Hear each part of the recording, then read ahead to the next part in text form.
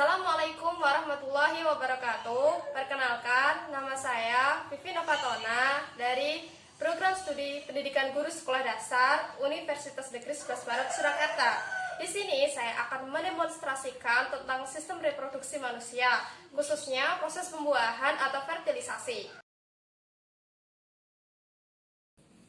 Apa itu fertilisasi? Fertilisasi adalah bertemunya sel telur dengan sel jantan di oviduct atau tuba Fallopi. Nah,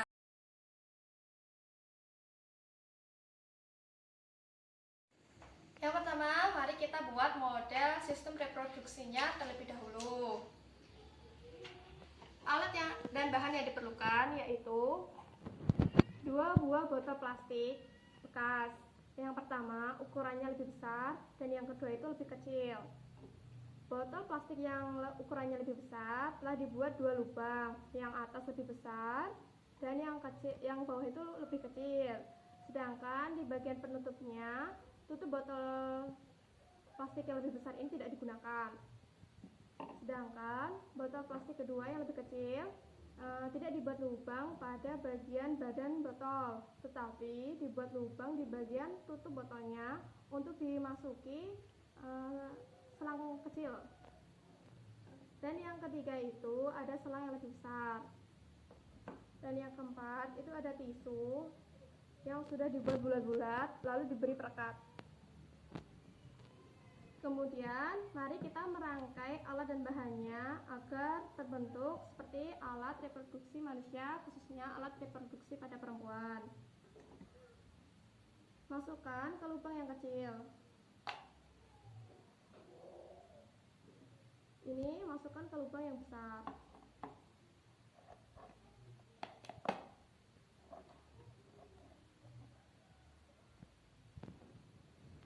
Jika sudah seperti ini, tisu tadi yang sudah dibuat kecil-kecil bulat taruh di botol kecil. Kita anggap ini sebagai alat reproduksi pada perempuan atau wanita. Botol besar kita anggap sebagai rahim, botol kecil kita anggap sebagai ovarium, dan selang besar berwarna hijau ini kita anggap sebagai tuba Fallopi atau oviduct. Sedangkan butir-butir ini kita anggap sebagai sel telur. Lalu, bagaimana proses fertilisasi terjadi? Ovarium menghasilkan sel telur. Di dalam ovarium itu terdapat folikel, di mana dalam folikel tersebut terdapat oosit matang untuk membuat sel telur.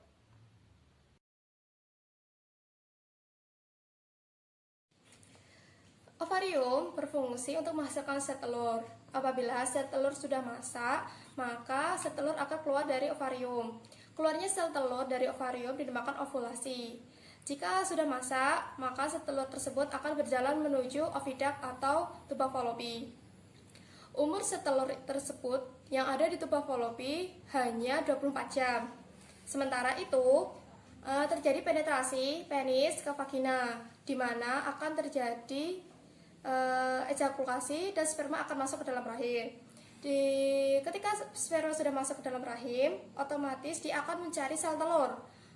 Jika sperma tersebut datang ke tuba Fallopi dan bertemu sel telur, maka akan terjadi pembuahan atau fertilisasi. Seperti yang saya katakan tadi bahwa fertilisasi merupakan bertemunya sel telur dengan sel jantan atau sperma yang terjadi di oviduct atau tuba Fallopi. Namun, apabila tidak terjadi pertemuan antara sel sperma atau sel telur, akan terjadilah menstruasi atau peluruhan. Tadi saya sempat menyebutkan tentang menstruasi, jadi saya akan menjelaskan sedikit lebih detail. Tadi saya menyebutkan di dalam ovarium itu terdapat folikel. Ketika sel telur meninggalkan folikel, maka folikel tersebut akan berubah menjadi korpus luteum, di mana korpus luteum tersebut akan menghasilkan hormon progesteron yang bertugas untuk menebalkan dinding rahim, di mana penebalan dinding rahim tersebut berfungsi untuk menerima jika sel telur dibuahi oleh sel sperma. Tetapi apabila sel telur tidak bertemu dengan sel sperma atau kata lainnya tidak terjadi pembuahan, apa yang terjadi? kopulus litium tersebut akan mengecil dan hormon progesteronnya akan menurun sehingga akan terjadi peluruhan dalam dinding rahim yang dinamakan menstruasi. Sekian demonstrasi yang saya lakukan. Dari demonstrasi yang telah dilakukan, kita dapat mengambil pengetahuan, yaitu alat apa saja yang digunakan dalam proses pembuahan atau fertilisasi, serta bagaimana proses fertilisasi itu sendiri terjadi.